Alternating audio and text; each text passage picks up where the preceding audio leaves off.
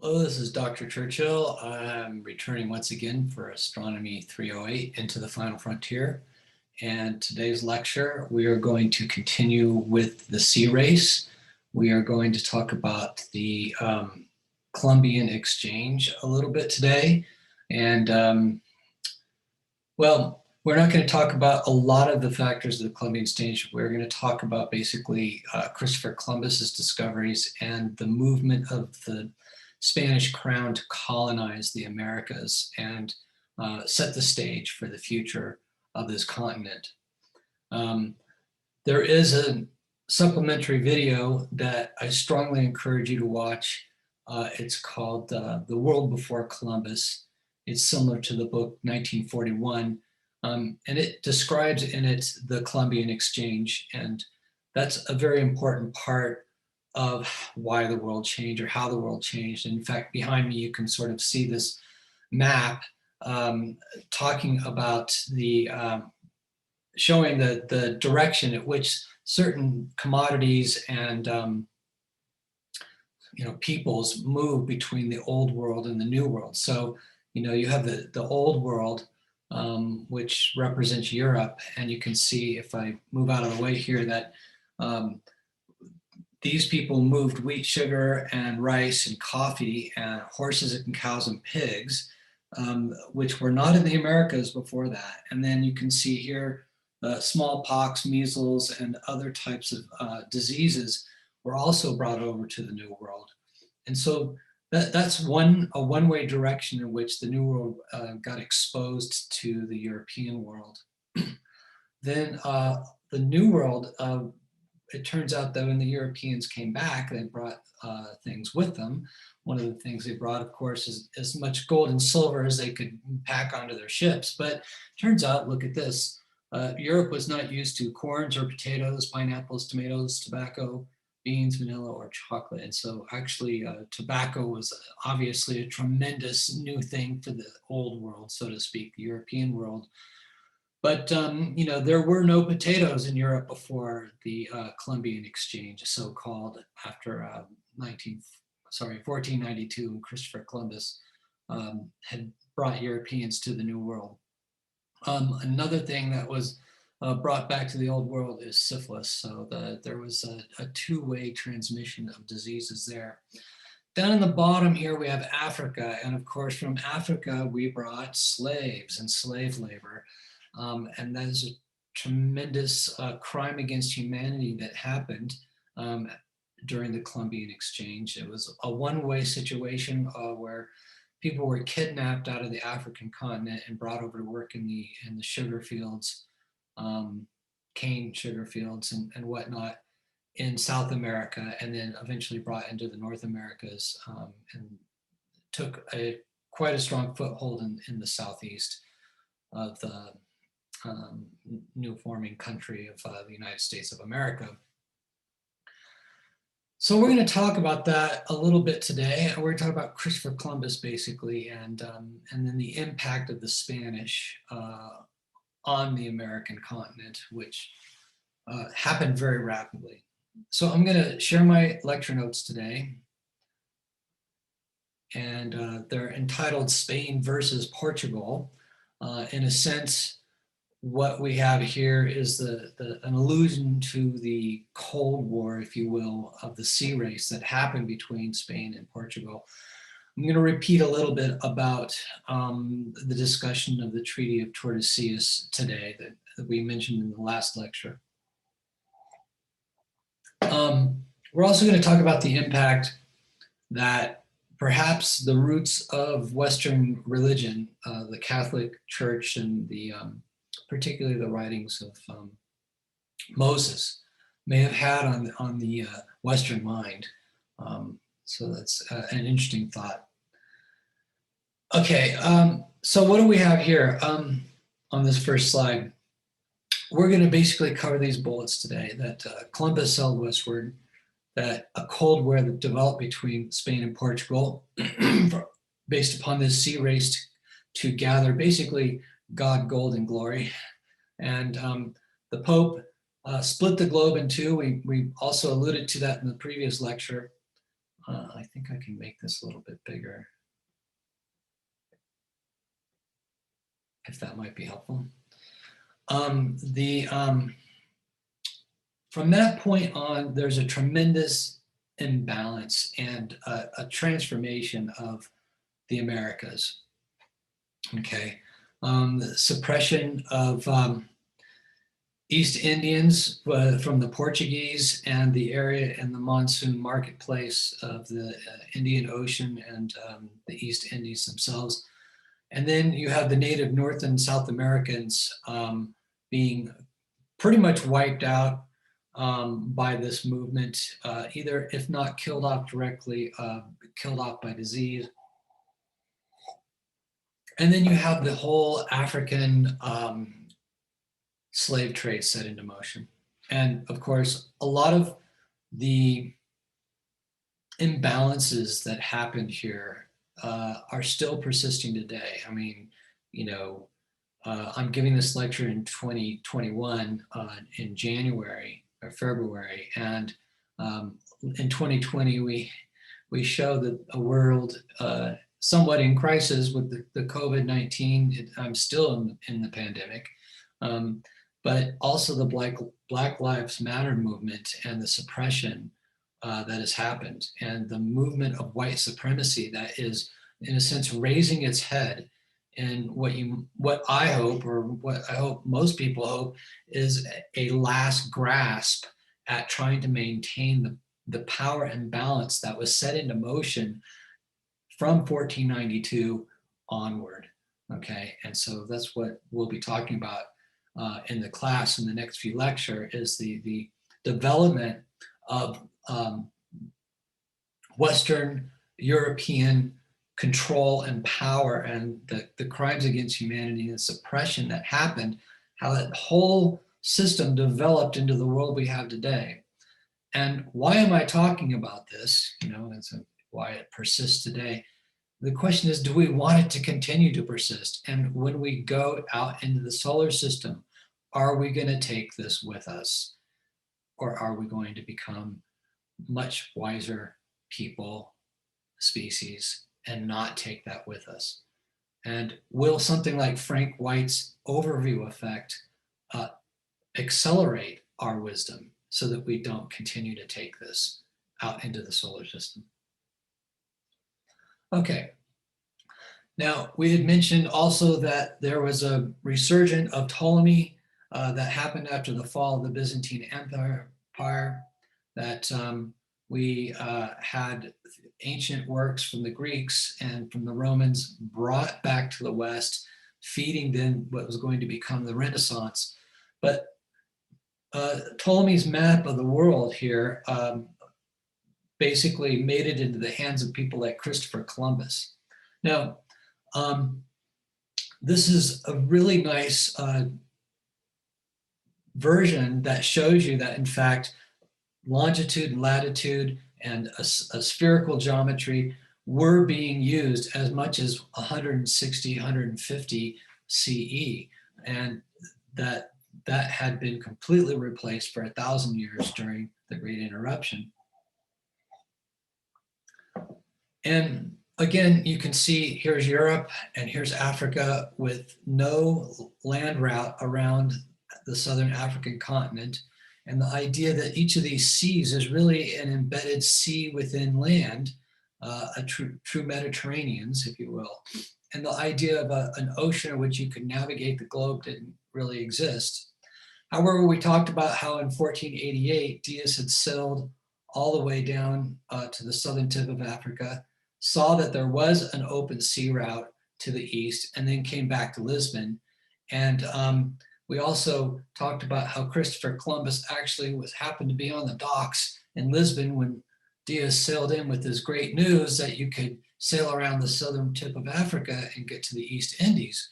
And so that's when Columbus also learned for a fact that Africa was not landlocked. Okay, so Columbus spent years studying maps and learning about as much geography could of the planet, listening to every story from every traveler and compiling as much information as he could. He was a true student of trying to understand the geography of the world. But he was heavily influenced by Ptolemy. And so let's look at 4 things on Ptolemy's maps that were misleading for Columbus. The first one was that Asia stretched 180 degrees around the globe, where its true extent is about only 130. So this extent here was too far, and he thought that he could reach those shores in a short hop, based upon this map. The size of Ptolemy's nautical mile was 57 miles instead of 69. Now, nautical mile is basically the physical distance you travel for a degree that you travel around the planet. And so Ptolemy had the Earth too small. So Columbus thought the Earth was smaller than it was. Obviously, he didn't know about the American continent here in the way. And the other one is that Africa's southern extent was landlocked. So until Diaz had pulled into Lisbon in 1488 and Columbus saw that, Columbus had been, on all of his studies, had felt that there was no eastern sea route to get to the Indies, okay? He also thought, as stated in the Bible, that the Earth was about 86% land. And as we know now, it's really more like 2/3 ocean, 1/3 land, excuse me. So he concluded that because of this large eastern extent of Asia, that it was a lot closer. And in fact, his estimate was that it was about as far away from the shores of Spain and Portugal as the east coast of the Americas is. And so when he struck land in the Americas, he really was convinced from all of his calculations that he had gone the right distance and had hit the Asian continent. At the time, though, we have to understand that Christopher Columbus was not a scholar, and that there were a lot of scholars who did not agree with his numbers.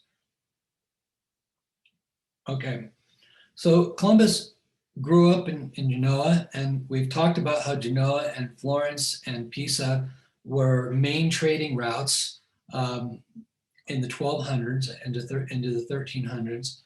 And they were always very strong rivals, and even going into the 1400s.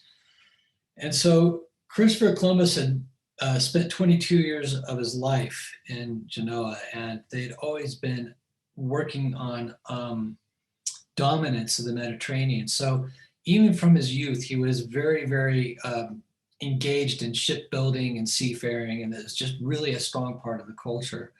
He even at one point sailed to Iceland, believe it or not, well before he did his voyages to the Americas.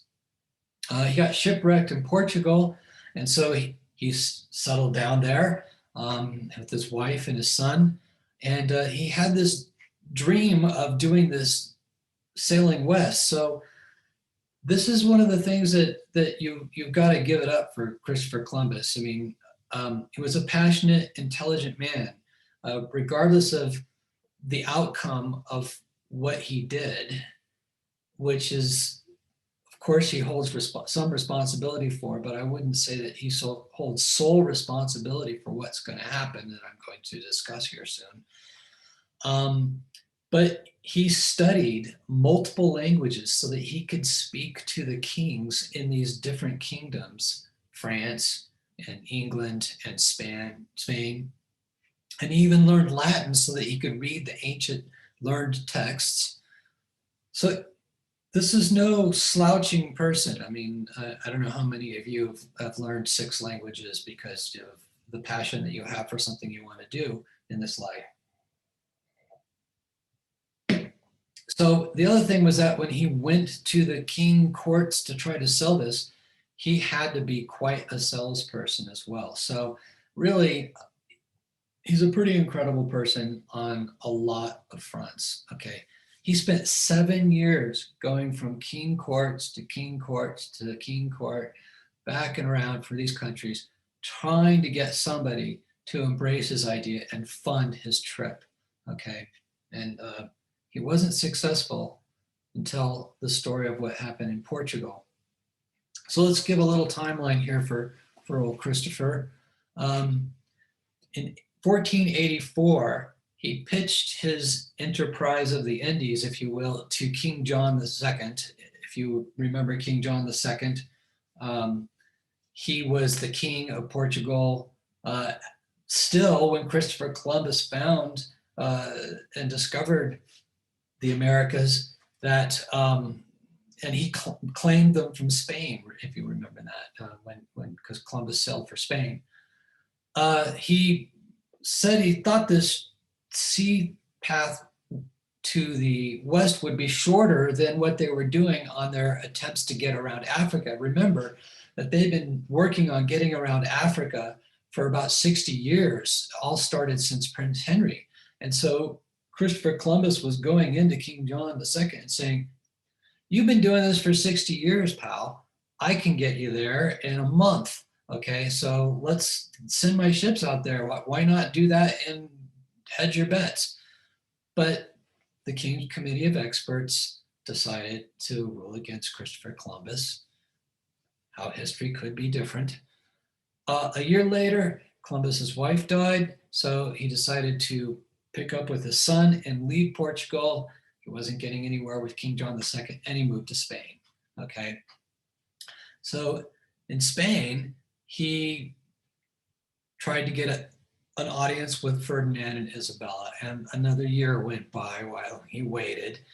And then when they saw Queen Isabella, who was really in charge, she appointed a commission as well. And they blah, blah, blah, blah this and blah, blah, blah, blah that. And, they basically wouldn't make a recommendation about you should make this investment, okay? I want to remind you in this call out box here that Columbus's efforts coincided with the period when Portugal was building wealth already off the coast of Africa and bringing back slaves. And that soon, in 1488-89, was when Columbus was going to learn that Diaz was going to discover the passage around Africa. So Portugal's King John might be hard to convince under these circumstances, because he's already, even though he hasn't gotten to the Indies yet, and it's taken 60 years to do all this sailing up and down the coast of Africa and keep pushing further step by step, he still was gleaning a lot of money from the Gold Coast and the Ivory Coast and the Slave Coast, okay? It seemed that maybe Spain would see that and want to compete and, in a sense, do what we call a flanking maneuver, and instead of going around Africa, just go straight to the East Indies. This is a very famous painting for when Christopher Columbus had returned back. And I don't know why it says 1486. I think it must be 96, and I did a typo. My apologies. But making a presentation to Isabella and Ferdinand.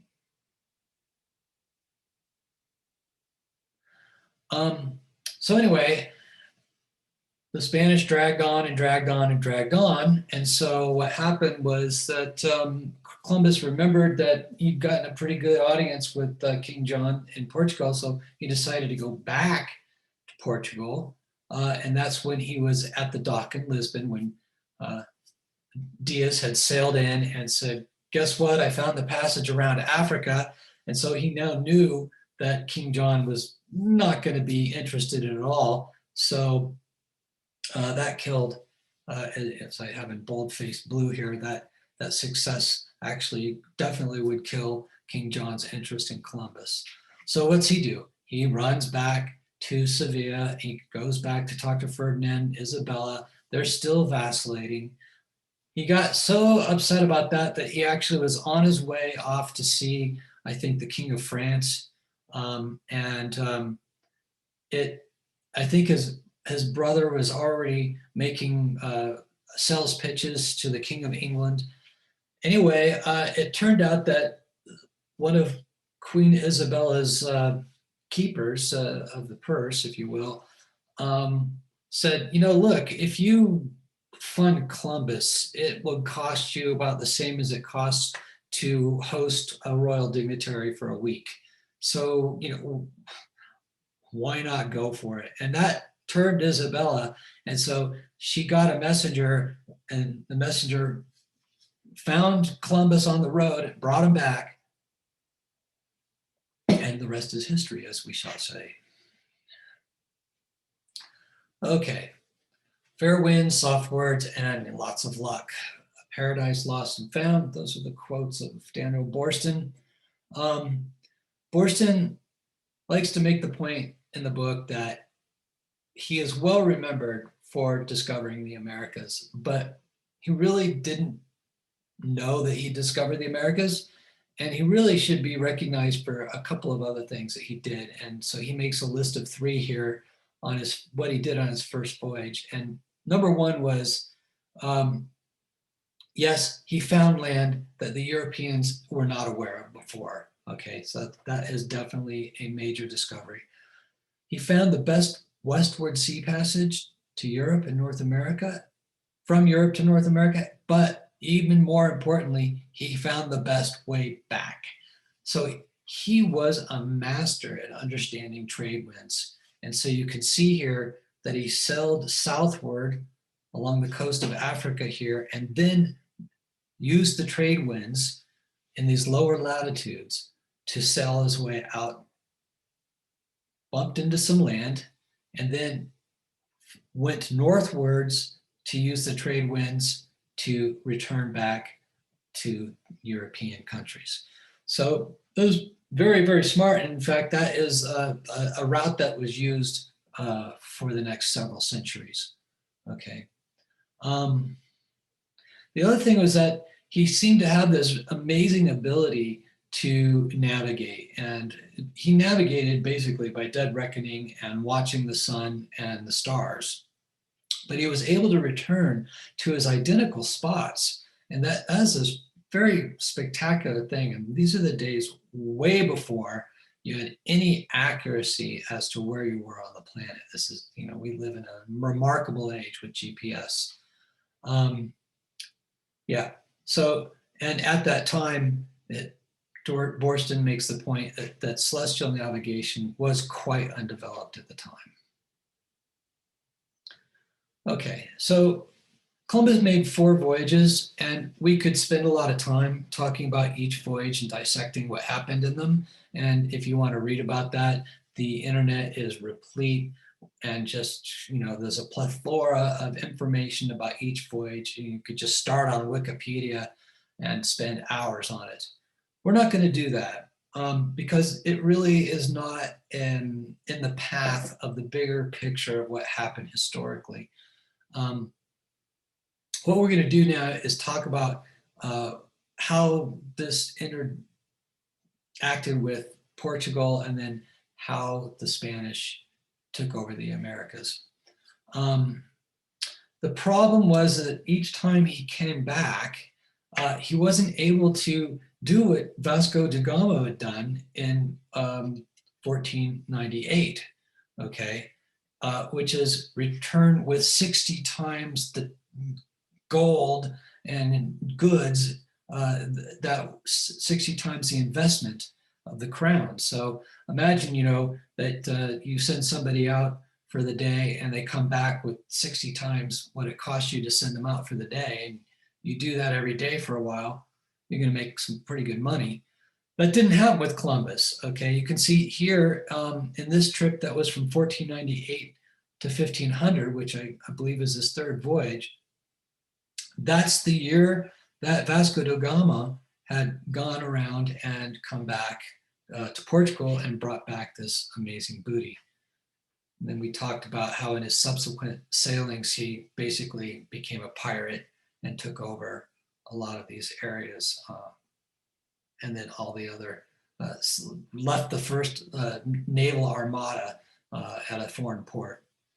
Okay, so basically these successive voyages really failed to do a good job of persuading people that he had, found a place where there were riches.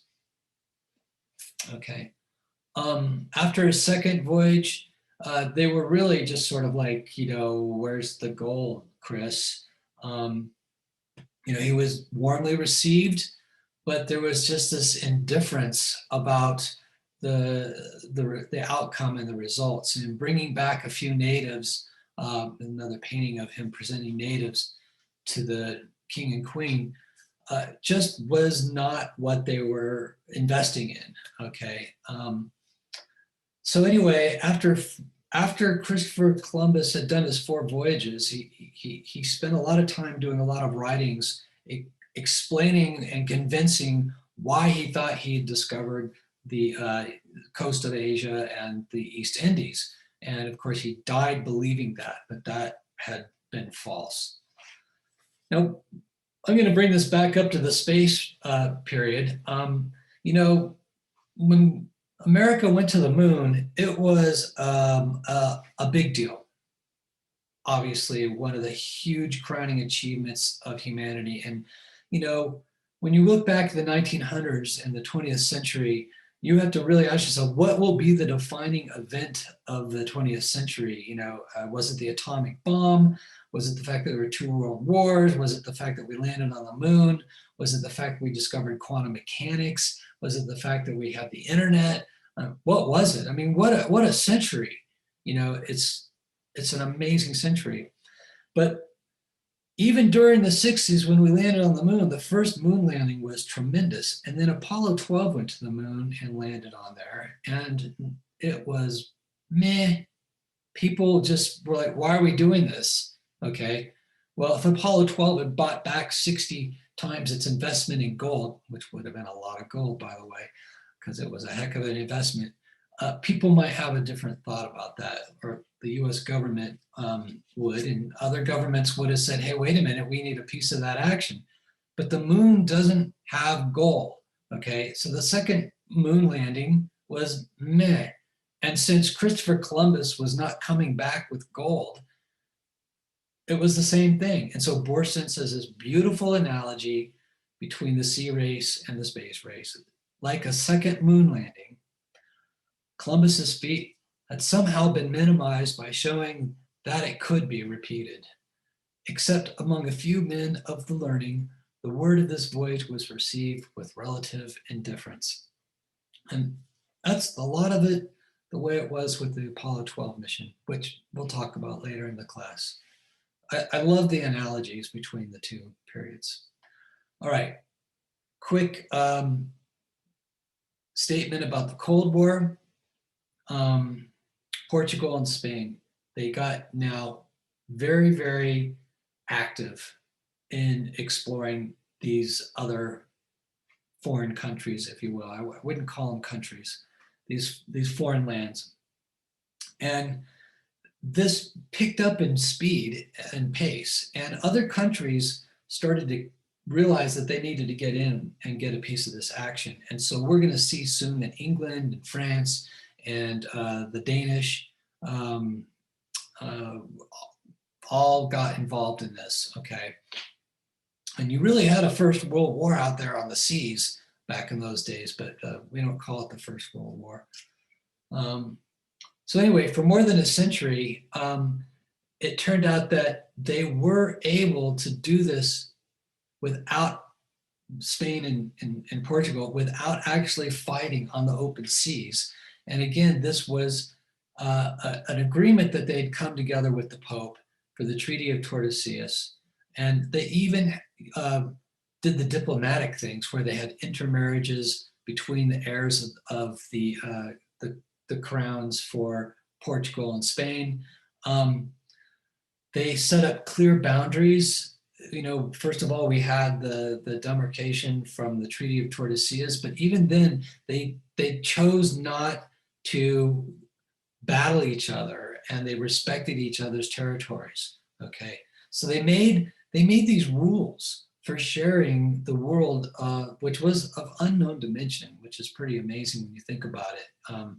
They basically set up these rules and stopped themselves from going to war, again, with the Pope overseeing that power. Okay. You have to wonder if there had not been the Roman Catholic Pope, that was able to have this tremendous power over the monarchies of Spain and Portugal, whether they would have been able to be as successful as this. Later on, there will be a world war, if you will, of anything goes on the open seas. If you were a French ship and you happen to bump into an English ship, it was a battle to the death, just because, that it was a really interesting period of time. Now I'm going to go out on a limb here, and I'm going to say something which I want you to understand. I'm trying not to overreach on it, but I just want you to think about words and the subtlety of a cult, how that those words can reach into a culture in a subtle way that can actually affect the outcomes of the world. Okay. Now, these are some words from the books that Moses wrote in the book of Genesis. And then later on in the New Testament, the book of Matthew, written by Matthew. So man's, if you will, place and role, humanity's role, is looked at very differently by different religions. And I really thought about putting together a series of slides that said, here's how the Aztecs, here's how the Incas, here's how the Mayans, here's how the Hindus, here's how the Muslims, here's how the Confucians, and here's how the Buddhists. I thought about doing that. I thought, oh, that's really too much information, because there's only one religion really that says what Christianity says, which is be fruitful, increase in number, and fill the earth and subdue it. Rule over the fish in the sea and the birds in the sky, and over every living creature that moves on the ground. Now, that's some powerful statement to be coming from your deity that basically says, I've put this all here for you to do and rule over it. Okay? And that's a very powerful statement. It's not even subtle, but it became somewhat pervasive in the psyche of the Western mind.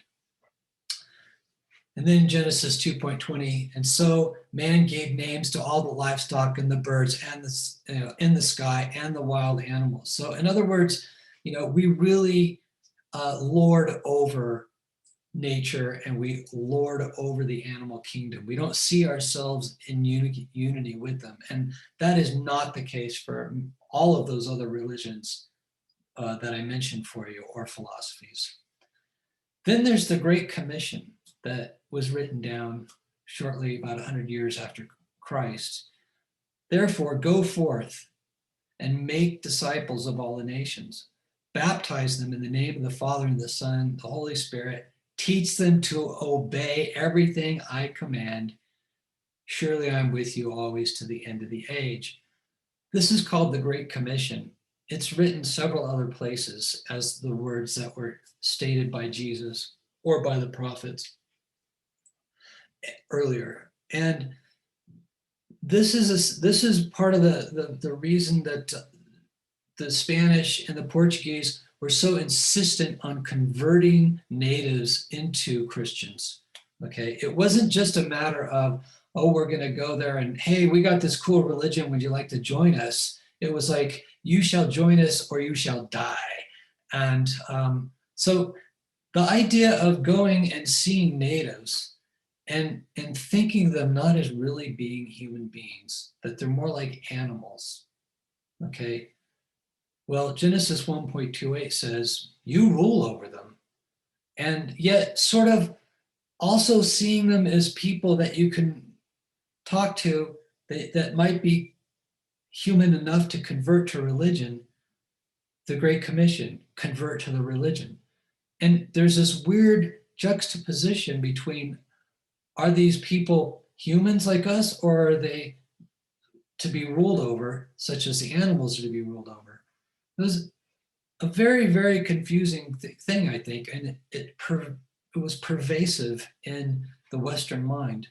Later on in the 1800s, when Darwin came up with the theory of evolution and what people sometimes incorrectly refer to as survival of the fittest, you added on top of this social Darwinism, which basically said, we're the strongest, we're going to survive, we're coming in, and the weak will die off. And that's the order of nature. And so let's go by the order of nature. So you had both a sort of spiritual religious mandate, and then you had a scientific mandate that together were contorted to develop into this age that I'm going to be talking about that's coming up. Okay, so let's just do a little timeline, remind ourselves where we've been and where we're going and what's going to be happening. When Columbus came over to the Americas, there were three major civilizations. There were actually some other ones as well, but we're going to talk about the three main ones: the Aztec Empire, the Mayan civilization, and the Inca Empire. So we can see the Aztecs were here. Their capital is where present-day Mexico City is. And then the Mayan, they're in the Yucatan Peninsula. And then we have the Incas that were here along in Peru and Chile.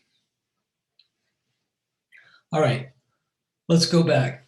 Portugal, 1460, Prince Henry dies. The Portuguese have only gone a certain amount of distance down the coast of Africa. 1488, 28 years later, okay, a lifetime of a young person, Diaz finds the open sea route around Africa for Portugal.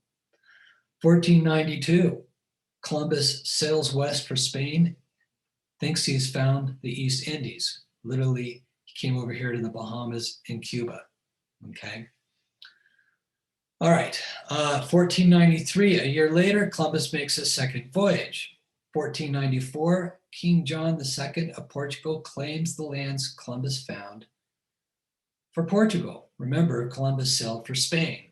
And so now Portugal's king said, nope, Spain, those are our lands because we're heading there. Even though Vasco da Gama hadn't gone around to India yet. Only Diaz had found that you could get there. That's pretty bold of King John II.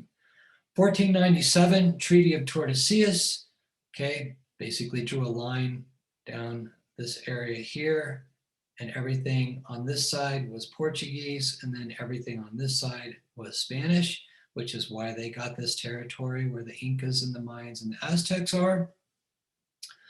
A year later, Vasco da Gama goes all the way to the East Indies, sails around the southern Africa for the Portuguese. Okay, now we're going to jump ahead about 15 years. Portugal is completely control over the monsoon marketplace. Now you remember my previous lecture, I showed you one by one how they picked off all those ports in the Indian Ocean, the Persian Gulf, and over in Malaysia as well. Okay, 1521.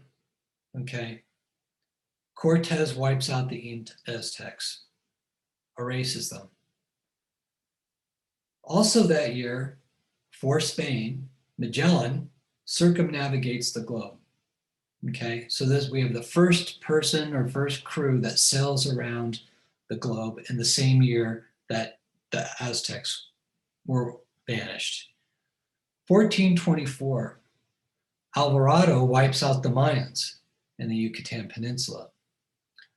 In 1529, we have the Treaty of Zaragoza, which you remember is the bookend to the Treaty of Tordesillas. So now the world literally has a line here in the Americas and a line here that comes down through the East Malaysian areas and cuts Australia in half, and Portugal gets one half and Spain gets the other. Okay. Then in 1532, Pizarro wipes out the Inca Empire. And so literally by the 1530s, the Spanish had completely destroyed the civilizations in the Americas, in Central and South America, and had completely taken control. This is a very different model of exploitation than the Portuguese. If you remember, the Portuguese set up ports and protected the ports and maintained controls of the sea and the sea routes. But the Spanish, they crushed the peoples and civilizations, and they set up their own governments and governors, and they set up their own colonization. So the crushing of the Aztecs was not without a glorious battle, if you will. The Aztecs really fought for their life. And at one point in time, there was a massacre where the Aztecs had killed 400 Spaniards. And of course, the Spaniards had enlisted up to 4,000 natives from the surrounding territories that wanted to also crush the power of the Aztecs.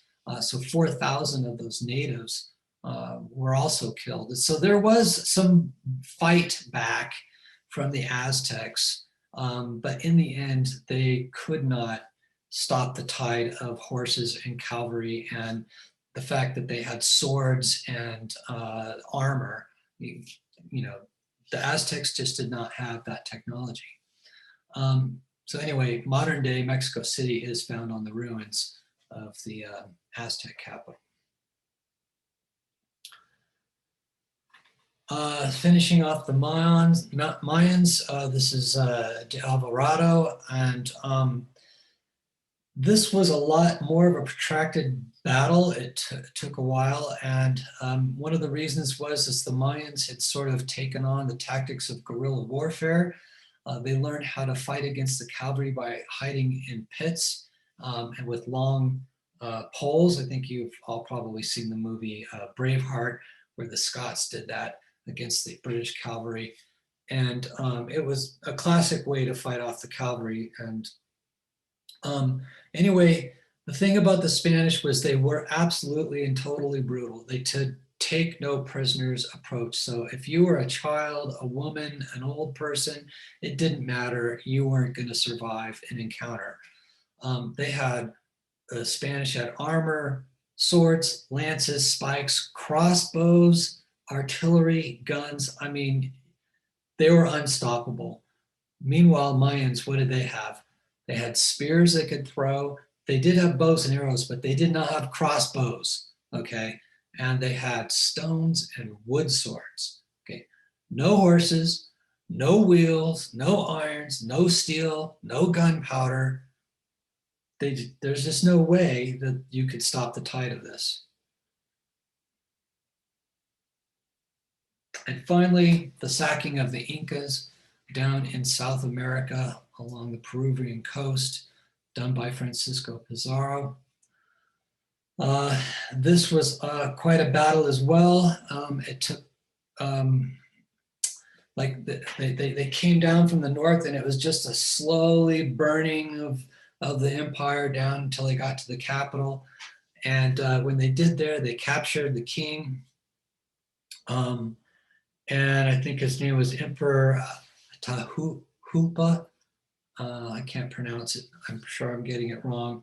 And so the fact is that Pizarro, was forcing the emperor to convert to Christianity. The emperor refused, and so he burnt the emperor at the stake for all the citizens of the Incans to see, and of course wiped them out. And that was the end of that civilization. Okay. Now, as I mentioned, from our Great Columbian Exchange back here behind me, we could see that many things came over to the Americas and a few things came back to Europe. So one of the things that happened in North America in particular, as the Spanish expanded northward into the North American continent, was that they brought a lot of cattle and horses and pigs. And they actually brought wheat, and wheat fields did not exist in the Americas. And now, of course, you can see that much of the Midwest of this country is covered with wheat fields. Pigs did not exist on this continent. Interestingly, horses evolved on the North American continent, crossed over when the Bering Strait was connected during the Ice Age, and then they became extinct in the Americas, evolved further in the European continent, and then the Europeans brought them back to the Americas. what do we have? We have corn, potatoes, tobacco, beans, squash, peppers, all these things that didn't exist that were in Central America were brought over. Of course, the syphilis came back to Europe, and then the smallpox from Europe came over to the Americas, malaria, yellow fever, things like this. And we talk about that. We never talked about this. We entirely skipped the plague, but the Mongolians are believed to have brought the plague to Europe way back when. And you can see the change of commodities here, sugar and rice, the foods that came this way. And of course, this does not talk about the gold that was stripped, nor the slaves that were brought over to the Americas. So in short, you had animals, commodities, and disease, and of course, then gold would be a commodity, I suppose, were transferred between the continents, much of it to the benefit of Europe, much of it not to the benefit of the Americas. Okay, and this exchange completely changed America. And again, you should watch that video, The World Before Columbus, is a fantastic movie that shows all of these different things and how it happened slowly over time. It is believed that even after the eradication of these empires, that it was the malaria, yellow fever, and smallpox that killed off about 90% of the remaining indigenous peoples in North and South America. And so there was this interesting thing where when Europeans came in the 1600s, it seemed as if the continent had laid open for them, that it was unpopulated. It was a vast expanse of opportunity with no opposition, hardly, okay? And that just isn't the case, okay? I mean, even Amerigo Vespucci, when sailing along the Southern American continent back in the early 1500s, guess what? He said there were millions and millions of people that populated this continent. So it's much different, and it's taken us some time to uncover and really understand about the devastation that the Europeans made to the North and South American continents. Okay, so I would like to say that the space capsule payload contains Vasco da Gama's gold. Okay, better write that down. And now we're looking at a slide where I wanted you to see how extensive the Portuguese system of ports and sea control really was by the time you got into the mid-1500s, okay? They had expanded up to Newfoundland, they were in Brazil, they were around all along the coast of Africa, and then along the Spice Islands here in Malaysia and whatnot. They had exceptionally strong profit margins. They enslaved the peoples in these towns. They took what they want, and there's a period of takeism, as I was saying, and brought it all back to this one little land, and then dispersed it out and made incredible profits. By 1790, okay, which is the time at which the colonies have already declared their independence, Spain and Portugal had taken over most of the world.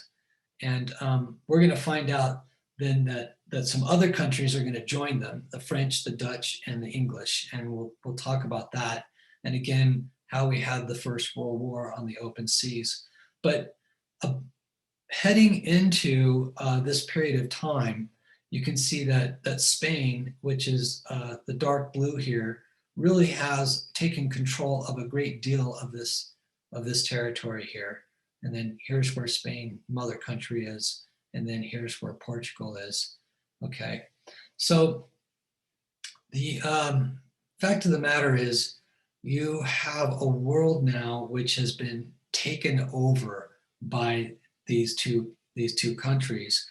And now the license that this provided for the other countries to join in is going to really change the entire shape of the world in the next coming couple centuries. And as you can see, we even developed the English colonies, and the English and the French really kind of battled it out over Canada and New England for quite a while. And we'll find that the Dutch had a world empire that was tremendous, that people don't even think about today. They had the most wealthy country going, and the most powerful state-sponsored business, if you will, of any country in the world. All because of takeism, if you will. Okay, so that ends our lecture for today, talking about the outcomes of Columbus and the sea race. And I hope you can see this in a larger perspective than just blaming one individual for it. Obviously, this is state-sponsored terrorism and crimes against humanity, if you will. And the issue is that we would never like to repeat this again. I don't know what to say. It's kind of a dark story, but when we come back, I'm going to talk about the Muslim world and the Chinese world, and talk about why it is that the Arabs did not expand on the sea and join this crusade, if you will, to take over foreign lands and exploit them. And also then we'll talk about the Chinese and their tremendous explorations on the sea that happened well before the Portuguese set sail to explore the coast of Africa. And that's a fascinating story, and the implications for them withdrawing from that and not continuing with it shaped the world today and shaped China for the next 500 years. Okay, after that, then we're going to get into the imperialism of the world. And so we can see how the world ended up being forged into the world that you live into today. All right, so we'll see you next time, and I thank you all very much.